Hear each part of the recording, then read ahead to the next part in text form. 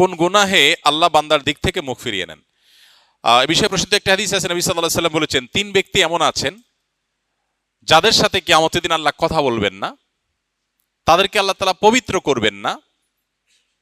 এই মানুষগুলো যাদের থেকে আল্লাহ তাআলা মুখ ফিরিয়ে নেবেন, তাদের সাথে আল্লাহ কথা বলবেন না, তাদেরকে আল্লাহ পবিত্র করবেন না, সেই মানুষগুলোর মধ্যে একজন হলেন ওই পুরুষ, যে পুরুষ টাকনুর নিচে পোশাক পরে। পোশাক পরে বলতে যে পোশাক উপরের দিক থেকে যায় সেটা টাকনুর নিচে পরে, প্যান্ট, পাজামা, চাদর, লুঙ্গি, জুব্বা, জামা, এগুলো। মুজা যেটা থাকেই নিচে, নিচ দিক থেকে পরা হয়, ওইটার কথা ভিন্ন। তো এই যে মুসবিল যে ব্যক্তি টাকনুর নিচে প্যান্ট, পাজামা, লুঙ্গি ইত্যাদি পরে, এই ব্যক্তি, তার সাথে আল্লাহ কিয়ামত দিন কথাও বলবেন না এবং তার দিকে আল্লাহ তাকাবেনও না, তাকে আল্লাহ পবিত্রও করবেন না। এই 3টা ভয়াবহতা এই ব্যক্তির জন্য আছে, যে ব্যক্তি টাকনুর নিচে প্যান্ট, পাজামা, লুঙ্গি পরে। আমাদের দেশে অনেকে আছেন মসজিদে নামাজ পড়তে আসলে তখন প্যান্ট ভাঁজ করে। অনেক মসজিদে মুয়াজ্জিনরা মাইকে বলেনও যে টাকনুর নিচে যাদের প্যান্ট আছে প্যান্টগুলো উঠায় নেন। নামাজের জন্য এই কথা কেন বলবেন? এই সম্পর্কে একটা জয়ীফ হাদিস আছে যে মুসবিল ইজারে নামাজ কবুল হয় না। হাদিসটা সহিহ সূত্রে বর্ণিত না। বিশুদ্ধ হাদিসগুলো সবগুলো হলো কমন এবং জেনারেল, সব সময়ের জন্য এটা প্রযোজ্য যে পুরুষ মানুষ টাকনুর নিচে পোশাক পরবে না। এখন বৈজ্ঞানিক গবেষণা বলছে যে এটা পুরুষের জন্য ক্ষতিকর। যাই হোক, সেটা গবেষণা কি প্রমাণ হয়েছে এটা বড় কথা না, বড় কথা হলো নবী সাল্লাল্লাহু আলাইহি ওয়াসাল্লাম নিষেধ করেছেন, বাস শেষ। অতএব এই ব্যক্তি, যে ব্যক্তি টাকনুর নিচে প্যান্ট, পাজামা, লুঙ্গি, জুব্বা ইত্যাদি পরে, এই ব্যক্তি থেকে আল্লাহ কিয়ামত দিন মুখ ফিরিয়ে নেবেন। খুবই ভয়াবহ কথা। 2 নম্বর হলেন ওই ব্যক্তি, যে ব্যক্তি কাউকে দান করে খোঁটা দেয়, অথবা যাকে দান করেছেন তাকে নানার কথা দিয়ে কষ্ট দেয়। দান করেছেন, আল্লাহর কাছে আশা করবেন এর বিনিময়। যাকে দান করেছেন তার সাথে আপনার কোনো আলাপ থাকবে না। দান করে খোঁটা দিলেন, কষ্ট দিলেন, খোঁচা মেরে কথা বললেন, এগুলো বললে আপনি আল্লাহ তাআলার দৃষ্টি থেকে সরে যাবেন কিয়ামতের ময়দানে। নাম্বার 3, ওই ব্যবসায়ী, যেই ব্যবসায়ী তার পণ্য বিক্রি করতে গিয়ে মিথ্যা শপথ করে। এখন তো ঘরে ঘরে, ভাই আল্লাহর কিরা, এটা কিনা পড়ছে এত, ভাই কিনতেও পারে না এত টাকা দিয়া, ডাহা মিথ্যা কথা। তো এই ব্যবসায়ী যে তার পণ্য বিক্রি করার প্রয়োজনে মিথ্যা শপথ করে ক্রেতাদের সাথে, কাস্টমারের সাথে, তার দিকে আল্লাহ তাকাবেনও না, তাকে পবিত্র করবেন না এবং কিয়ামতের দিন আল্লাহ রাব্বুল আলামিন তার সাথে কথাও বলবেন না। আল্লাহ আমাদেরকে এই সমস্ত বদগুণ, খারাপ গুণ থেকে, চরিত্র থেকে হেফাজত করার তৌফিক দান করুন। মৌলিক ইবাদত ছাড়া বিশেষ কি ইবাদত আছে যা একজন মুসলিমকে আল্লাহর খুবই নিকটে নিয়ে যায়? নবী করিম সাল্লাল্লাহু আলাইহি ওয়াসাল্লাম থেকে একটি হাদিস বর্ণিত হয়েছে। হাদিসটা হলো হাদিসে কুদসি, অর্থাৎ আল্লাহর ভাষ্য নবী সাল্লাল্লাহু আলাইহি ওয়াসাল্লামের ভাষায়। হাদিসটি বেশ প্রসিদ্ধ, সহিহ বুখারী সহ বিভিন্ন হাদিসের কিতাবে বর্ণিত হয়েছে। নবী সাল্লাল্লাহু আলাইহি ওয়াসাল্লাম ইরশাদ করেছেন যে আল্লাহ রাব্বুল আলামিন বলেছেন তাকে, আল্লাহ বলছেন, মা তাকাররাবা ইলাইয়া আবদুন বিশাইইন আহাব্বু ইলাইয়া মিম্মা আফতারাতু আলাইহি।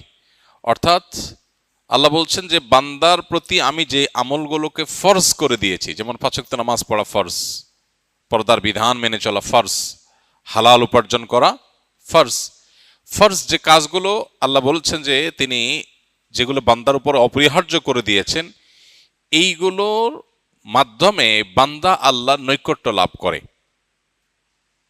আল্লাহর নৈকট্য লাভের, আল্লাহর প্রিয় পাত্র হওয়ার, আল্লাহর প্রিয়জন হওয়ার সবচাইতে নিকটতম উপায় হলো, সবচেয়ে কার্যকর উপায় হলো ফরজ আমলগুলো করা।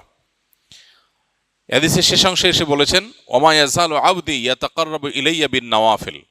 আর ফরজ আমলের পর বান্দা যখন নফল আমল করতে থাকে, তখন নফল আমলগুলো করতে করতে করতে করতে বান্দা আল্লাহর অনেক বেশি নৈকট্য অর্জন করতে পারে। এমনকি এমন একটা পর্যায়ে হয়ে যায় যে তার চোখ, তার কান, তার সব অঙ্গ প্রত্যঙ্গ আল্লাহ দ্বারা নিয়ন্ত্রিত হয়, অর্থাৎ আল্লাহর হুকুমের বাইরে সে চলতে পারে না। তো এই জন্য আল্লাহর নৈকট্য লাভের জন্য আমাদের উচিত ফরজ আমলগুলোকে সবচেয়ে গুরুত্বের সাথে করা। আর দ্বিতীয়ত কাজ হলো নফল আমলগুলোকে খুঁটে খুঁটে করা। নামাজের মধ্যে নফল আমল আছে, রোজার মধ্যে নফল রোজা আছে, দানের মধ্যে নফল দান আছে। প্রত্যেকটা ইবাদতেরই যেগুলোর ফরজ ফরম্যাট আছে, এই সবগুলোর আবার আরেকটা ফরম্যাট আছে, সেটা হলো কি ফরম্যাট? নফল ফরম্যাট। একটা হলো ম্যান্ডেটরি, করতেই হবে ফরজ ফরম্যাট, আরেকটা হলো করলে সওয়াব হবে, না করলে গুনাহ নেই। তো ফরজ ফরম্যাট ছাড়া নফল ফরম্যাট দিয়ে তো প্রিয়পাত্র হওয়ার সুযোগ নেই। একজন কোনো অফিসে জব করেন, তিনি অফিস মালিকের প্রিয় পাত্র হতে হলে অফিসের যে মেইন ডিউটি 9টা to 5টা, এটা তো তাকে করতেই হবে। এই ডিউটিতে যদি ফাঁকি দেয় তাহলে কি অফিস মালিকের, অফিস কর্তৃপক্ষের তিনি প্রিয়পাত্র হতে পারবেন? মূল ডিউটি তাকে পালন করতেই হবে। এর পাশাপাশি তিনি যদি আরো আগে আসেন, সবার পরে যান, আরো বিষয় দেখভাল করেন, তখন তিনি আরো প্রিয়পাত্র হয়ে উঠবেন। ঠিক একইভাবে 5 ওয়াক্ত নামাজ না পড়লে কি আল্লাহর প্রিয়পাত্র হওয়ার সুযোগ নাই? অনেকে দেখবেন আজকাল দাবি করে সে তারা আল্লাহর ওলি হয়ে যাচ্ছে, ওলি হওয়ার পথে যাচ্ছে, নামাজের খবর নাই, ফরজের খবর নাই।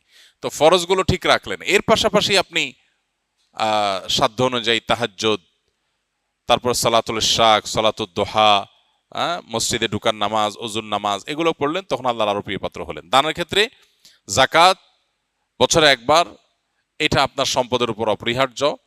এর পাশাপাশি আপনি যদি নফল দান করেন, মসজিদে, মাদ্রাসায়, গরিব দুঃখীকে, আত্মীয় স্বজনকে, প্রতিবেশীকে, অভাবী মানুষকে, তাহলে এর মাধ্যমে আল্লাহর আরো প্রিয়পাত্র হয়ে উঠতে পারবেন। তো এই জন্য দ্বিমুখী বা দুই দিককার প্রচেষ্টা, এটি যদি আমাদের চলতে থাকে, ইনশাআল্লাহ আল্লাহ তাআলা আমাদেরকে তার নৈকট্য লাভ করার তৌফিক দান করবেন।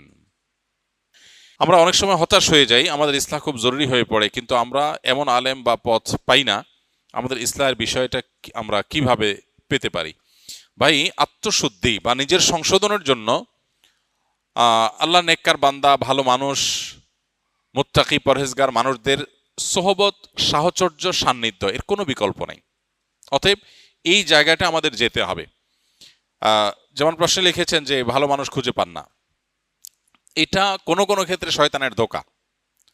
ভালো মানুষ বলতে অনেক বড় নামকরা আলেম হইতে হবে এমন জরুরি না। সমাজে অনেক সাদামাঠা মানুষ আছেন, হয়তো গতানুগতিক সোকল আলেম না, হুজুর না, কিন্তু লোকটা নেককার, তিনি হালাল হারাম মেনটেন করেন, আল্লাহর ভয় তার মধ্যে আছে। আপনি তার সান্নিধ্য নেবেন, তার সাহচর্য অবলম্বন করবেন, তার সাথে বন্ধুতা করবেন, দেখবেন আপনার ভিতরে সেই ভালো মানুষ হওয়ার প্রেরণা আপনি খুঁজে পাবেন। সান্নিধ্য মানুষকে ভালো হতে উৎসাহিত করে, এজন্য এই জিনিসটা অনেক বেশি গুরুত্বপূর্ণ। আমাদের এখন ফ্যামিলি, আমাদের বাচ্চা কাচ্চা, আমাদের নিজেদের ভালো পরিবেশ তাদের জন্য নিশ্চিত করা, এটা হলো আমাদের জন্য সবচেয়ে বড় চ্যালেঞ্জের বিষয়। এই জন্য এই যে আসুন্নাহ ফাউন্ডেশন মসজিদ কমপ্লেক্স, এটার আশপাশে আমরা চেষ্টা করছি একটা সোসাইটি ডেভেলপ করতে। আলহামদুলিল্লাহ, অনেকে এখানে আশেপাশে জমি কিনেছেন, শেয়ার নিয়েছেন। উদ্দেশ্য হচ্ছিল যে এটা অলরেডি যদিও ক্লোজ হয়ে গেছে, কিন্তু এটার উদ্দেশ্যই হলো যে কিছু ভালো মানুষ থাকবে, একটা পরিবেশ তৈরি হবে, একে অন্যকে দেখে ভালো জিনিস শিখবে, উৎসাহিত হবে, যেটা আজ সোসাইটিতে সেভাবে নাই। একটা মিশ্র পরিবেশের মধ্যে আমরা বড় হচ্ছি, যার কারণে ভালোর পাশাপাশি মন্দ আমরা দুইটাই দেখে বড় হচ্ছি। ভালো দেখে যদি আমি 2 কদম আগাই, তো খারাপ দেখে 2 কদম আমাকে আবার পেছাতে হয়। তো সেজন্য নেককারদের সাহচর্য, এটাই হলো আমাদের আত্মশুদ্ধি বা ইসলাহের জন্য জরুরি বিষয়। যেখানে যার ভিতরে যে নেক জিনিস আছে সেটা গ্রহণ করার চেষ্টা করবেন, গুনাহ মুক্ত পরিবেশ, তাকওয়ার পরিবেশে যাওয়ার জন্য সর্বোচ্চ ছাড় দিবেন। ইনশাআল্লাহ আল্লাহ তাআলা আত্মশুদ্ধির পথে আমাদেরকে নিয়ে যাবে।